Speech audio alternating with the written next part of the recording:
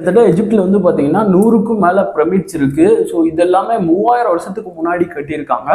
ஒரு பிரமிட்ல வந்து பார்த்தீங்கன்னா கிட்டத்தட்ட 3 லட்சம் கல் இருக்கான். அது ஒரு கல்லோட வெயிட் வந்து பார்த்தீங்கன்னா யானையோட வெயிட்டை விட அதிகமாக இருக்கும் அந்த மாதிரி சொல்கிறாங்க. அப்போ பார்த்துக்கோங்க எந்த அளவுக்கு ஒரு ஆச்சரியப்படுற ஒரு விஷயம் அப்படின்னு சொல்லிட்டு. ஸோ அங்கே இருக்கக்கூடிய ஒரு பாப்புலரான ஒரு பிரமிட் தான் த கிரேட்டஸ்ட் ஃபீனிக்ஸ் ஆஃப் கிசா. பிரமிடுக்கு முன்னாடி வந்து பார்த்தீங்கன்னா ஒரு மனிதனோட முகம், சிங்கத்தோட உடம்பு இருக்கக்கூடிய ஒரு உருவத்தை பார்க்கலாம். இந்த சிலைக்கு கீழே வந்து பார்த்தீங்கன்னா 2 சீக்ரெட் டோர் இருக்கு.